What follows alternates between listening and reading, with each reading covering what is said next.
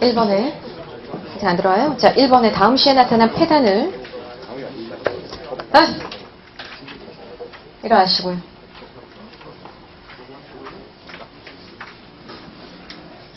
쌀을 빌려오는 제도에 대한 이야기를 하고 있어요. 이런 걸 환곡이라 했었는데 이거 가감하게 대원군이 계약해서 마을 금고 제도를 운영했다 했으면 마을에서 공동으로 이렇게 양반들이 기금을 만들어서 양반들이 쌀을 쌓아놓고 양반들이 꺼주게 하는 거죠. 마을 사자, 창고 창자. 이걸 뭐라 그럴까요? 예, 1번이 되는 거고요. 자, 3번에 외교장갑 의궤는요. 약탈돼서 145년 만에 돌아오더라. 무슨 전쟁의 결과였었어요? 병인 양요에 대한 결과였었죠. 이 사건의 원인하고 물었으니까 정답 몇 번이에요? 2번입니다. 지금 푼 두 문제는 다 고급 문제였어요. 자, 5번 조선 책략이 유포된 이후의 사실이다 그랬습니다. 정답 몇 번일까요? 중미소 통상조약이 체결됐죠? 하지만 이거를 막고자 하는 위정척사가들이 러시아는 우리가 혐의가 없는 나라입니다.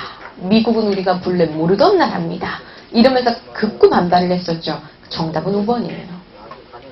사실 여러분들이 이렇게 섞어놓고 문제를 푸시면 거의 고급과 중급의 차이를 사실은 느끼기가 조금 힘들 거예요. 네. 맞아요. 이렇게 공통 분모에, 그러니까 이렇다고 보시면 될 것 같은데요. 고급과 중급은. 무슨 말인지 이해하나요? 7, 80%는 같아요. 거의 수준이. 네, 7, 80%는 같아요. 약 2, 30% 정도가 고급은 조금 더 어렵고, 예. 중급은 조금 더 쉽고, 예, 요런 차이인 것 같습니다. 7번에, 이것도 중급인데, 동래부 암행어사 이헌영은 뜯어보아라. 몰래 가서 일본을 보고 배워오라는 거거든요. 몰래 가는 사람들 있어요. 대놓고 가면 술신사인데요. 몰래 가면 조사 시찰단이에요. 맞아요. 일본으로 가는 거, 이 사람들 조사 시찰단인데요. 에도막부의 요청으로 파견되었다. 에도막부의 요청으로 파견됐던 거 우리 옛날에 조선시대 있었어요. 임진왜란 이후에 파견되는.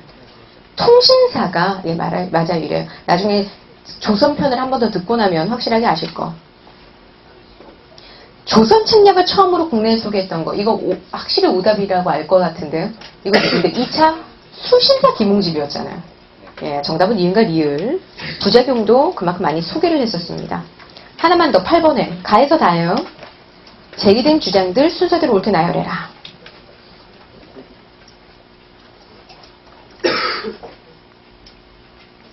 이거 굉장히 흔하게 잘 나오는 문제들이에요.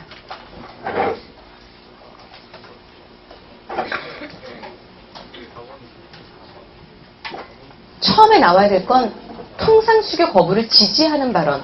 지금과 같이 계속 전쟁해라. 다 잡아 목을 베어라. 이렇게 강경한 어조로 얘기를 하죠. 그 다음부터는 이제 빌죠. 외놈들과 양놈들은 어차피 같은 놈들인데 왜 외놈들을 상대로 문호를 열려 하느냐. 그 다음은 조미소 통상조약 체결되려고 하니까 더 분노하잖아요. 미국은 본래 모르던 나라인데 이러면서. 그러니까 정답이 나와 다와 가 순서대로 들어가야 되겠죠. 나다가 제가 이렇게 몇 문제씩 양념을 풀 거예요. 다시 복습을 계속하면서 풀 거니까 제가 요거 교재 안에 있는 문제는 별 신경 쓰지 말라 했죠. 자, 이제 6단원, 예, 6단원 일제강점과 민족운동 정리로 들어갑니다.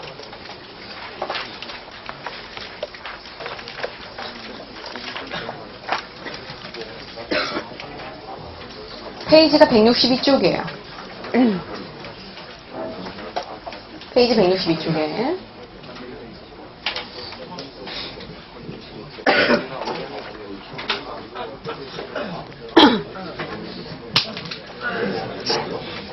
자, 저 좀 볼게요. 이미 거기에 다 나와 있는 내용들이니까 펜만 잡고요. 혹시 밑줄 볼 거 있으면 밑줄만 그으세요. 괜히 판서 필기 따라 쓰시느라고 또 설명 내시지 마시고요. 자, 우리가 1910년에 국권피탈 당합니다. 1910년에. 그리고요, 1919년에 엄청난 일을 겪어요. 우리가 드디어 일제강점기 그 10년의 식민지의 한을요, 만세운동으로 크게 풀죠. 그게 1919년 무슨 운동이에요? 3.1운동. 이게 너무나 큰 전환점이 돼요. 예, 그렇게 해서 1910년대 통치 방식을 20년대 확 바꿔놓죠. 10년대 통치 방식을 뭐라 그러냐면 무력적인 수단에 의한 통치, 무단 통치라고 얘기해요. 무단 통치의 가장 핵심은 헌병들이 쫙 깔립니다. 헌병들은 군인 잡는 경찰이죠. 그러니까 우리나라 2천만 넘는 이 모든 남녀노소들을, 그냥 일반 민간인들을 그냥 군홧발로 다 짓밟던 그런 시대예요. 예, 무단 통치의 가장 핵심이 헌병 경찰 통치였고요. 헌병 경찰 통치. 이들에게는 직결 처분권이라는 게 주어져 있었으며 조선인들에 한해서 되게 차별적으로 태형을 때릴 수 있었습니다. 이 태형령이 또 10년대 무단 통치의 가장 핵심이기도 해요. 핵심 키워드 태형. 이러면 이거 10년대. 제가 지난 시간에 랭킹쇼를 잠깐 읊어드렸는데 목차를. 혹시 1위가 기억나나 몰라? 1위. 가장 많이 나오는 거. 두세 문제는 꼭 나온다. 한 회차당 두세 문제는 나온다. 그게 일제 식민통치 시기적 구분이었어요. 한마디로 태형이 딱 나오면 아 이거 10년대. 그 다음 또 다른 게 나오면 아 이거 몇 년대. 이런 식으로 무조건 일제강점기 잘 알아맞히셔야 된다는 얘기예요. 그래서 헌병경찰 나오면 10년대고 태형 나오면 10년대. 이게 다 무단통치 핵심 키워드들이에요. 이때는요 모든 정치, 경제, 정치 활동의 자유가 없고요. 정치 활동의 자유가 없고요. 조선 척독반에 중추원이라고 있어요. 선생님 이건 독립협회가 만들려고 했던 의회 이름 아닙니까? 이러는데 맞아요. 중추원이라는 건 의회 이름은 맞는데 이후에 광무정부도요. 그 대한제국 때도요. 그냥 형식상의 그냥 이름뿐인 기구로 그냥 유지하고 있었어요. 아무런 기능 없고요. 조선 총독부안에도 중추원이 있는데 여기는 조선인들이 참여하는 것처럼 위장해 보이는 단체. 하는 거 아무것도 없습니다. 소집이 안 돼요. 소집이. 소집조차 되지 않았어요. 그러니까 정치활동의 자유가 전혀 없는 거죠. 언론인들, 집회인들, 결사인들 자유가 있겠습니까? 일체 없어요. 그래서 이제까지 나오고 있던 신문도 다 폐간. 이제까지 나오고 있는 신문 장지원이 시리아 방송대국으로 유명한 그 신문 뭐였죠? 그래. 황성신문이에요. 황성신문 폐간. 여자들이 잘 읽기 좋아하던 신문이 있는데 제국신문 폐간. 영국인 배들이 만든 거 있었는데 대한매일신문은 뭘로 유명했냐면 대구에서부터 시작돼서 나라비 깎자 운동이 있었어요. 그래 국채보상운동을 전국적으로 홍보내보낸 그 신문사로 되게 유명했죠. 세 개 다 폐간이에요. 예, 한글신문 하나 없습니다. 결사의 자유도 일체 없어요. 결사의 자유도 일체 없습니다. 그러니까 한국인들의 모든 활동을 다 억압하는 그런 시대라고 생각하시면 돼요. 10년대가 그래요. 무단통치가. 자, 교육이요. 우미나 교육이에요. 1차 조선 교육령이라는 게 떨어져서 엄청나게 이제 우미나 교육, 우미나라는 게 사람들 머리 섞고 멍청하게 만드는 거죠. 원래 우리나라는 기본교육이 6년인데요. 이때 4년으로 줄어요. 4년. 이제 보통교육 4년. 보통교육 4년이었던 건 10년대밖에 없거든요. 그래서 이 4년으로도 10년대인 걸 알 수가 있어요. 딱 4년. 보통교육은 4년으로 제한하더라. 고등교육 없죠. 이 4년이라는 시간 동안은 거의 기초적인 일본어, 그 다음에 실무교육, 그러니까 일본어 말기 잘 알아듣는 심부름꾼을 양성하는 게 10년대 교육의 목표예요. 그래서 모든 사람들을 어리석고 멍청하게 만들더라. 우미나 교육 이렇게 얘기합니다. 심지어 이런 교원들마저도 제복에 칼 차고 들어오는 수업 시간에. 그러니까 아무것도 모르는 10대 그 꼬마 어린애들한테마저도 너무나 공포심을 심어주던 그런 10년대. 정치적인 압박이 이렇게 진행이 됐다면 경제적인들. 자, 경제적으로 뭘 뺏어야 되냐면 10년대에요. 땅 뺏어요. 우리 땅 뺏는 그 사업 뭐라 그럴까요? 아, 너무 중요했다. 토지 조사 사업이야. 우리는 토지 조사 사업을 한 적이 많죠. 이게 이제까지 우리나라 역사에선 양전 사업이라 했었어요. 고려와 조선 양전을 계속 했는데요. 네 땅이 어느 땅만큼인지, 또 이 땅은 누구 땅인지, 땅의 소유권이 누구 건인지 확인이 돼야 그 사람한테 세금이 부과될 거 아닙니까? 그죠? 또 소유자 입장에서는 내가 세금을 내는, 그래, 주체이기도 하지만 내가 내 땅을 가지고 있다는 걸 국가로부터 확인받음으로써 남한테 뺏기지도 않을 수 있잖아. 소유권을 확인은 당연히 그 절차가 필요한 건데 조금 전에 요 타이밍 바로 직전에 광무정부가 그 토지 소유권을 확인하여 증명서까지 발급했던 적이 있어요. 그거 뭐라고요? 지게라고요. 근데 그때 했던 양전사업과 이거는 너무 달라. 이거는요, 네가 네 발로 와서 신고하래요. 우리나라 사람들이 이런 건 해본 적이 없거든. 알아서 국가가 조사를 해가는 거지 내가 가서 신고를 한 적이 없어요. 그러니까 미치는 거지. 기한 내 신고주의. 그럼 기한을 못 놓쳤어. 혹은 신고를 못했어. 절차가 너무 까다로우니까 못할 수 있거든. 이래버리니까 다 미신고된 토지 몰수. 이래버리는 거예요. 기한을 딱 정해주고 어렵고 까다로운 신고 절차를 해놓으니 미신고된 토지가 너무 많더라. 이렇게 해서 뺏긴 땅은 어디를 통해서 일본인들에게 나가게 되냐면 조선총독부가 나서진 않아요. 동양척식주식회사라는 동양척식주식회사는 이미 1908년에 만들어져 있습니다. 통감부 시절에 만들어진 국책회사죠. 이거를 통해서 일본인들에게 농업이민 이렇게 장려하는 거죠. 이걸 통해서. 그래서 우리나라 안에 일본인 지주들이 늘어나요. 그렇다면 우리 지주 중엔 신고를 못하여 소장농으로 전락하는 사람들이 있겠죠. 그러면 기존에 있던 소장농엔 몰락한 소장농, 다 더하니 소장농들이 넘쳐나요. 그럼 이 사람들 소작지 못 가면 어떻게 하는 거예요? 그냥 그 자리에서 굶어 죽을 수 없으니까 간도나 연해지로 떠날 수밖에 없는 거죠. 그래서 요 1910년대는요, 우리나라 국경 건너, 압록강, 두만강 건너 그 간도 일대 우리나라 조선인들 밀고 터져요. 얼마나 많은 사람들이 밀려 나오게 되는지. 이게 토지조사 사업이었고요. 자, 토지조사 사업 N 하나 또 있죠. 10년대 같은 경우는 회사 못 만들게 해요. 회사 못 만들게. 회사령이라고 얘기합니다. 회사령. 회사령이라 그래요. 회사령. 회사 못 만들게. 자, 회사를 만들려면 총독부 허가를 받아야 된대요. 허가 안 해주겠다는 얘기죠. 이렇게 해서 민족 산업이 다 묶여버려요. 민족 산업을 육성할 수 있는 모든 자본의 증식의 수단이 다 묶여버려요. 회사령, 1910년대입니다. 총독부 허가제로 운영해요. 근데 문제는 이제 회사령과 이름이 비슷한 어업령, 광업령, 임야조사령, 명령령 이런 거 다 10년대. 이게 다 허가주의예요. 그래서 어업령 같은 경우는 어획 활동하려면 무조건 허가가 있어야 된다는 얘기인데 그러니까 우리나라 산업 전반을 다 일제에 통제당한다는 얘기죠. 이게 다 10년대예요. 이래 버리니 3.1운동 안 터집니까? 이래서 터진 게 3.1운동이에요. 자, 2천만이 넘는 거기다가 해외 동포들까지 다 가담한 무려 2달간에 걸쳤던 1919년 3월에서 4월 아주 진짜 우리나라 사람들한테 정말 잔인한 봄이었지.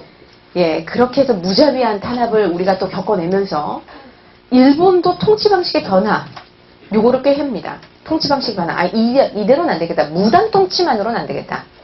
어떤 식으로 바꾸게 되는 거냐면 문화 통치. 무의 반대는 문이잖아요. 그죠? 무의 반대는 문이거든요. 이때부터는 이른바 문화 통치예요. 이때부터는 일단은 공포스러운 분위기를 잡고 있던 제복 입고 칼 차고 있던 그 헌병들에게 사복을 입혀요. 그래서 뭘로 바뀌냐면 일단 보통 경찰대로 바뀌게 되는 거죠.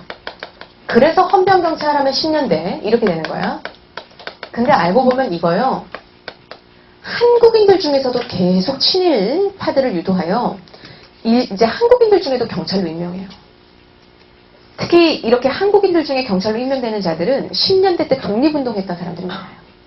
10년대 때 독립운동하다가 잡혀서 일본한테 잔인한 고문을 당하다가 가족 일로 협박당하고 하다가 결국 친일로 전향한 사람들. 이런 사람들을 고등경찰로 임명, 한민족 사이의 이간질, 민족 분열을 야기시키는 거죠. 계속 유도하는 거죠. 고등경찰 제도도 운영하더라.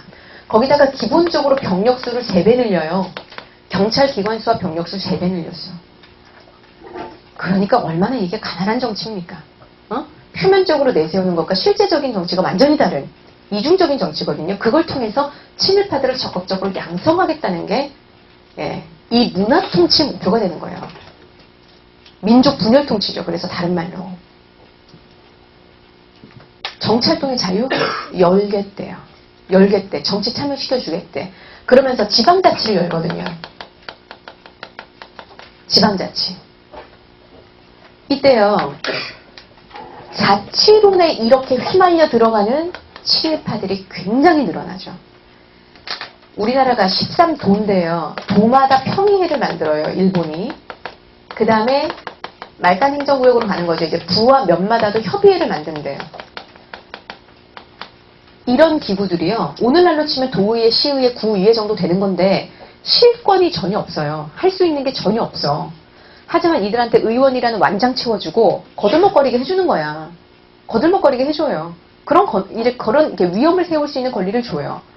그러니까 완장을 차고 싶고 뭔가 이렇게 리더가 돼서 휘어잡고 싶은 사람들은 이제 일제의 그런 노름에 휘말려 들어가기 시작을 해요. 그러면서 자신이 하는 행동이 이게 일본에게 적극적으로 협력하는지도 안 하는지도 모르는 새 자연스럽게 일본에게 휘말려 들어가는 거죠. 굉장히 늘어납니다. 이런 사람들 입은 독립이란 단어를 이제 얘기하지 않아요. 독립 쓱 들어갑니다. 이런 사람들에 비해서 나오는 말은 자치, 정치에 참여시켜주세요. 참정, 총독부가 허용하는 범위 내에서 독립을 준비할게요. 준비론, 이렇게요. 이 사람들을 우리는 흔히 친일파, 이렇게 얘기하는 거고요. 친일파. 그리고 조금 더 희석시켜 얘기하자면 챈스 하나 잡잖아요. 지금 출세할 수 있는 기회 하나 잡았잖아. 기회주의자. 그 다음에 이 사람들 중에 이제 민족주의자들, 이 사람들 기본적으로 다 민족의 앞날을 생각해서 이런 주장을 한다고 얘기해요. 그래서 민족주의자들 중에서도 타협적 민족주의자. 누구와 타협했다는 얘기예요? 일제와 타협했다는 얘기죠. 타협적 민족주의자. 이렇게 얘기하는 거예요. 타협적 민족주의자, 기회주의자, 자치론자, 참정론자, 준비론자 다 똑같이 우리는 친일파. 이렇게 얘기합니다. 그러니까 이 무렵에 민족이 이렇게 많이 분열되어 나간다는 거죠. 같은 한민족 내에도. 언론의 자유도 열려요. 조선일보와 동아일보 두 개 신문사 1920년부터 딱 간행됩니다. 1920년부터 간행돼요. 근데 철저한 사정검열. 그래서 기사가 되게 웃겨요. 기사가 뻥뻥 뚫려 있어요. 네, 마음에 안 드는 기사는 다 삭제합니다. 그러니까 철저히 통제당하는 언론. 그러니까 제대로 된 언론의 기능은 할 수는 없어요. 조선일보, 동아일보가 20년에 그래도 어찌됐거나 만들어졌고 2차 조선교육령에선 교육의 기회도 늘려요. 몇 년에서 몇 년으로? 일단 기본교육 몇 년? 4년에서 몇 년으로 늘어나냐? 6년입니다. 6년으로 늘어나요. 거기다 N. 대학도 설립하래요.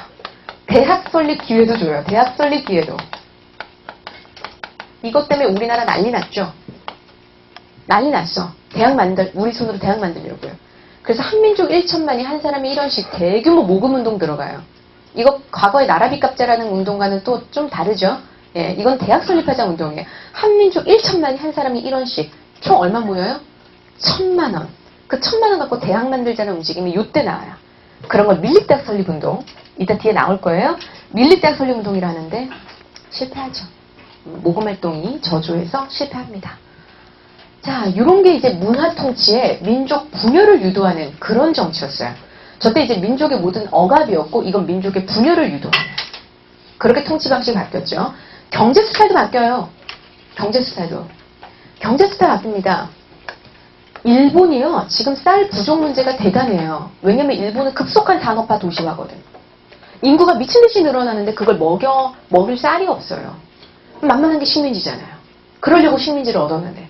그러니까 우리나라가 식민지 농업화가 완전 돼버리는 거예요. 밭이 논으로 다 바뀌어요.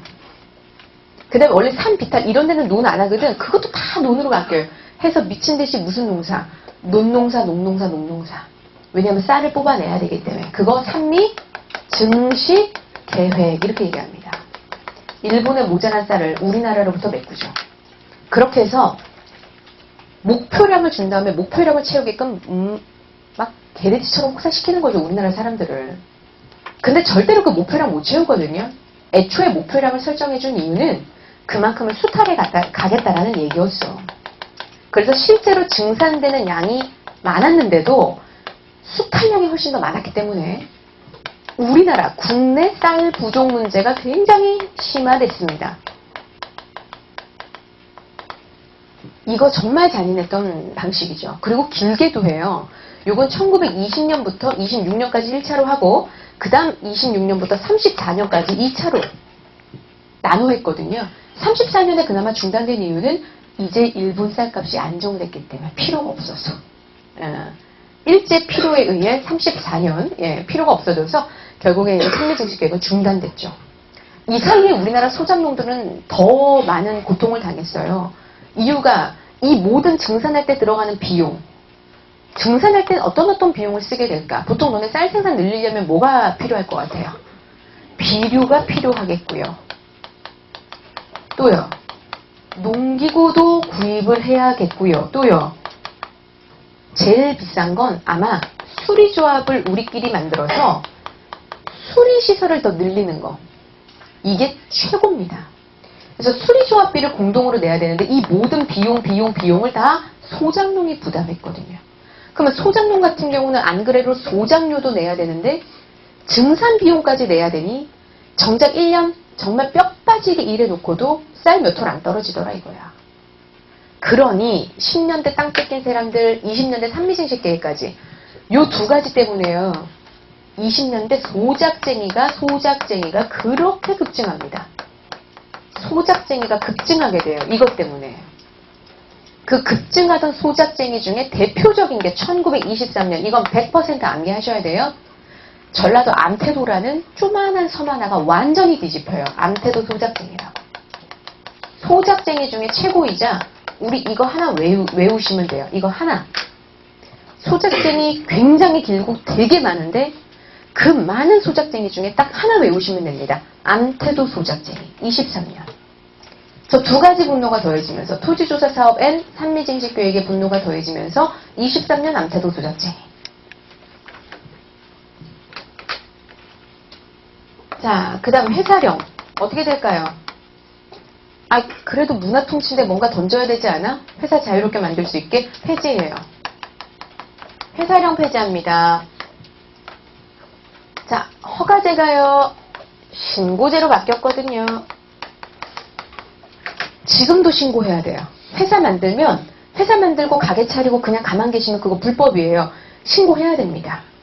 관할구청에 신고해야 돼요. 그러니까 지금도 신고제이기 때문에 회사령은 사실상 폐지가 된 거죠. 근데 이때요. 신고제로 바꿔준 이유. 우리나라 민족기업 많이 만들라고요? 아니, 벌써 민족자본이 없어요. 기업을 만들라 해도 자본이 없어요. 이건 알아, 일본이. 그러니까 바꿔준 거예요, 법을. 대신 일본 기업과 일본 상품의 진출을 활발하게 만들어주는 거죠. 일본 기업 진출이 굉장히 늘어나요. 일본 기업의 국내 진출이 굉장히 늘어납니다. 자본이 일본으로 다 잠식돼 들어가는 거죠.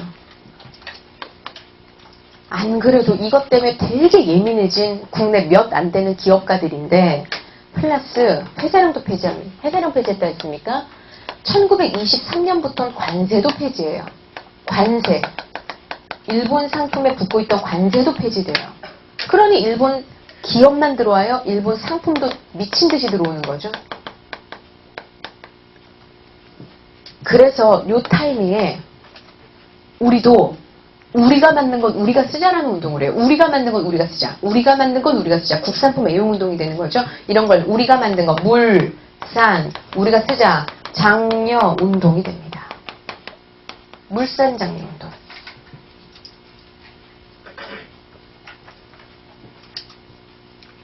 그러니까 친일파도 되게 늘어나는 20년대지만 국내에 민족운동이 되게 활성화되는 시기도 역시 20년대예요. 20년대. 왜냐하면 20년대는 그래도 일본이 좀 허용하는 부분이 생겨나기 때문에 결사의 자유도 허용하고 언론의 자유도 허용하고 어느 정도 자유를 허용하기 때문에 그 내에서 우리나라가 굉장히 다이나믹하게 민족운동을 펼쳐나가는 게 20년대죠. 그러다가 이 모든 문화통치로 약간 허용됐던 이 자유로운 분위기가 언제 한번 위축되냐. 1931년. 일본은 또 한 번 식민통치를 좀 변화시킬 수밖에 없는 상황이 돼요. 왜냐하면 31년 전에 29년이죠. 1929년 미국에서부터 엄청난 세계 경제 불황이 시작돼. 대공황이라고 들어보셨죠? 29년 대공황. 이 29년 대공황은 일본조차도 엄청난 경제 불황에 시달리게 돼요. 그러고 느끼니 일본은 29년, 30년 정말 경제적으로 너무 불황이고 너무 지금 경제가 다운 상황인데 이 상황을 타개하려면 조선이라는 식민지만으로는 안 돼요. 넓혀야죠. 넓히려는데 무리하게는 못 넓히겠고 가장 가까운, 가장 만만한 땅, 중국이 버려놓는 땅 어디로 가요? 만주. 그걸 31년 뭐라 그래요? 만주 사변이라 하거든요. 만주 사변. 시민이 더 넓힌 거예요. 대공황의 어려움을 이겨내고자. 이건 전초전에 불과했고요. 진짜 목표는 어디를 공략하는 거예요? 당연히 중국 본토겠죠. 그 본격적인 분색은 언제 드러나요? 1937년 중일전쟁으로 드러납니다. 그리고 더 나아가서 정말 2차 세계대전에 본격화죠. 1941년은 하와이에 있는 진주만도 기습하잖아요. 이래서 2차 세계대전에 어느 나라가 참전하게 돼요? 미국이라는 나라가 참전하게 되는 거 아니에요? 그게 태평양 전쟁이거든요.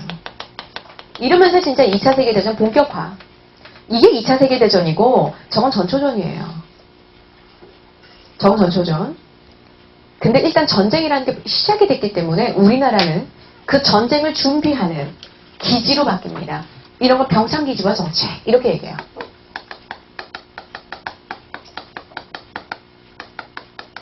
병창기지와 정책. 31년부터 우리는 병창기지와 정책 해서요. 조선에 얼마나 많은 공장들을 때려지나 몰라요. 조선에. 근데 한번 한반도를 좀 잘 볼게요. 남쪽은 논이 많아요. 그죠? 위쪽은요? 산이 많아요. 그럼 광산, 광물자원, 무기 만드는 거 어디다 만들어야 되겠어요? 당연히 북쪽이죠. 그래서 북부지방은 중화. 북부지방은 중화. 그래서요. 지금 그 북한 쪽 있죠. 낭림산맥과 한경생맥을 연결하는 그 라인에는 정말 세계에서 내놓으라 할 만큼의 엄청난 규모의 무기를 제조하는 공장들이 질비하게 늘어서서 있었습니다. 지금은 없죠. 6.25 전쟁 때 다 파괴가 돼서 그래요. 6.25 전쟁 때. 그걸 6.25 전쟁 때 유엔군이 북상하면서 북한을 무력화시키기 위해서 그 군수공장들 다 파괴시켜 그렇지 그 군수공장들이 있었더라면 아마 세계 무기의 공장이 될 뻔했어요. 북한은. 그 정도로 일본이 대량으로 빨리 무기를 초고속으로 찍어내는 그 모든 기술력이 여기 있었다는 거죠.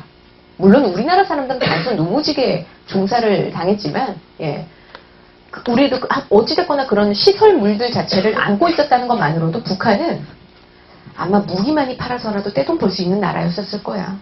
6.25 전쟁 하는 바람에 망했지만 거기도. 북부지방은 중화공장이 그렇게 많았고요. 남부지방은 애초에 논이 많고 식료품 위주의 식료품 가공업 위주예요. 그래서 남부는 경공업이에요. 남부는 경공업.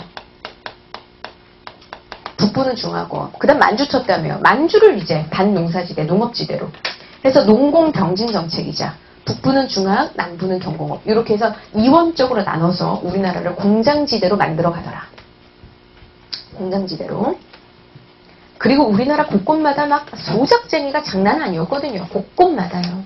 우리나라 곳곳마다 소작쟁이가 너무 심했어요.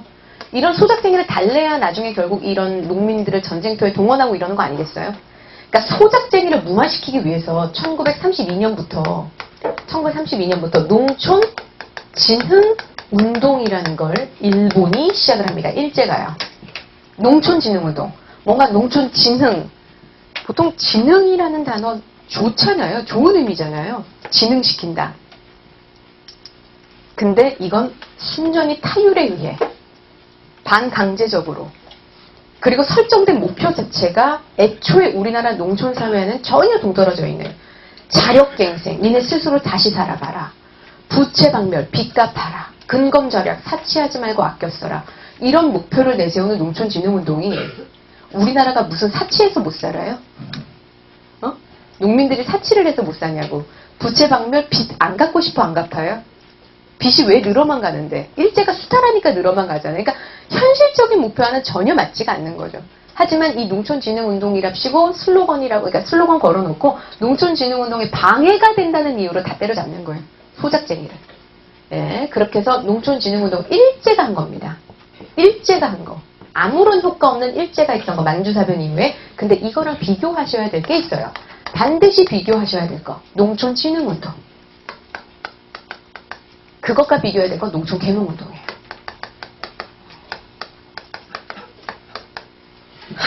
문구 차이예요. 계몽운동은 한 문구 차이.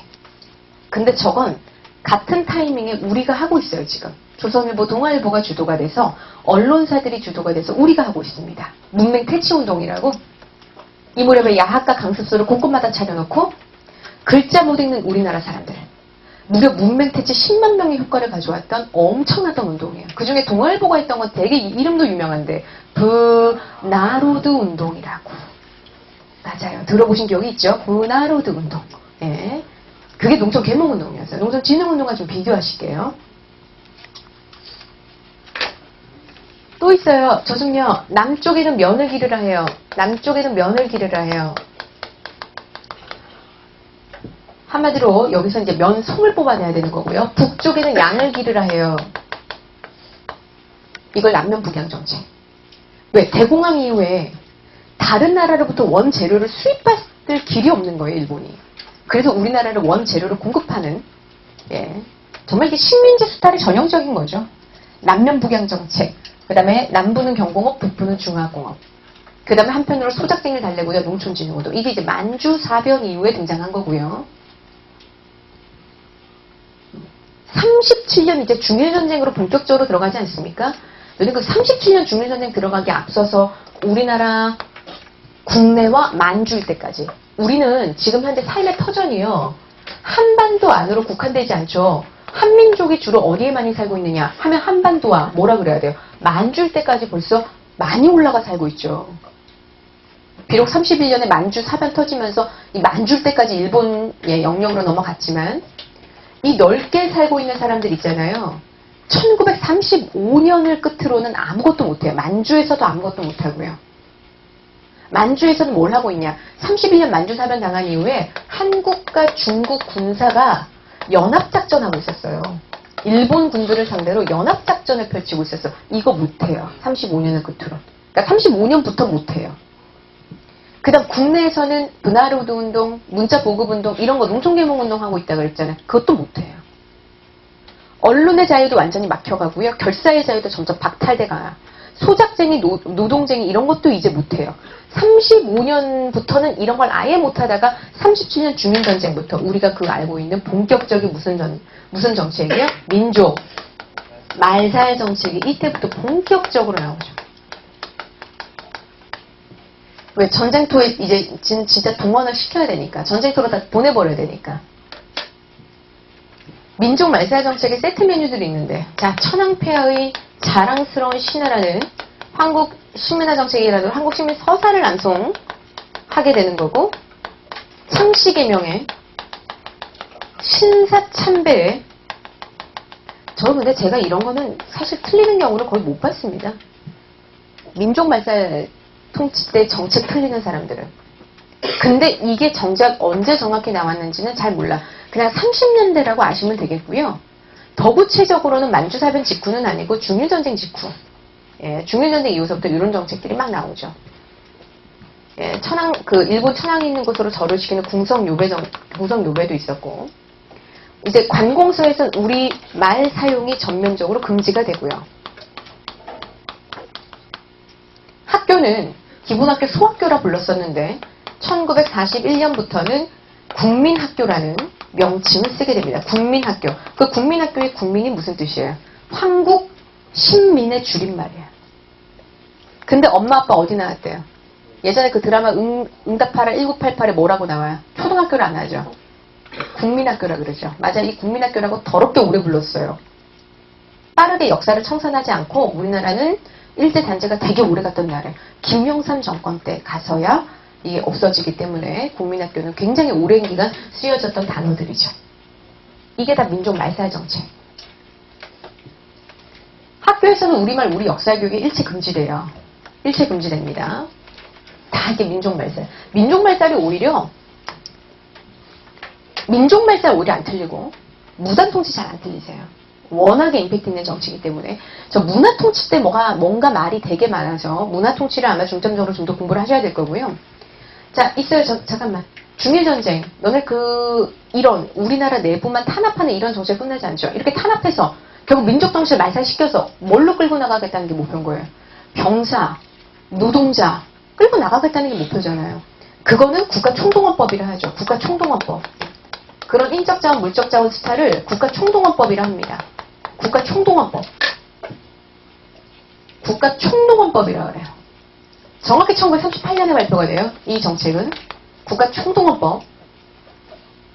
이거는 일단 1938년 지원병, 학도지원병, 그리고 징병. 이렇게 병자 들어가면 이건 결국 전쟁터로 끌고 나가겠다는 거예요. 그 다음에 국민징용령. 징용은 이건 어디로 끌고 나가겠다는 거예요? 노동자로 끌고 나가겠다는 건데 보통 만주, 한반도 북부, 일본으로 엄청 많이 끌려 나갔습니다. 보통 전쟁 물자 만드는데 투입이 됐죠. 그 다음에 여자도 있어요. 정신대 근로령이 발표돼요. 정신대 근로령이 발표돼요. 그래서 역시 여자도 전쟁터는 여자가 할 일이 많죠. 일단 부사병들 뭐 붕대 감아주는 것부터 시작해서 밥도 해줘야 되고요. 그렇게 해서 원래는 임금을 지불하는 노동자로 끌고 나가는 척을 했어요. 그렇게 해서 정신대로 모집이 돼서 온 사람들 중에 강제로 우리가 흔히 얘기하는 위안부 할머니들의 처지가 된 그런 분들이 여기서 이제 발생을 하는 거죠. 여기서. 이 정신대로 자원을 했다라고 이제 우리가 얘기를 할 때는 보통 자원이 아니라 거의 반강제로 끌려간 케이스가 많아요. 아버지가 구속이 돼 있거나 아니면 오빠나 뭐 우리 가족을 책임져야 될 뭐 동생이나 이런 우리 집안의 남자가 유일하게 한 명 딱 있는데 이 한 명을 뭐 강제 징용을 끌려가려 한다고 했을 때 그때 이제 총독부는 이렇게 얘기를 하죠. 너 혼자 그냥 정신대 근로령 한번 이제 소집될래? 아니면은 그냥 니네 남동생 다 보낼까? 이러면 이제 보통 이제 여자 이 운우이들이 보통 울면서 택하는 어쩔 수 없는 방법이 이런 방법이었어요. 임금 주는 줄 알고 갔던 거죠. 임금 주는 줄 알고. 임금 주는 줄 알고 갔다가 결국엔 요렇게 힘든 처지에 놓이게 되신 분들도 굉장히 많았었습니다. 이러면 이제 일제 식민통제 시기적 구분은 거의 끝난 거예요. 여기에서 두세 문제 나오니까 여기서 두세 문제 나와요. 엄청나게 중요한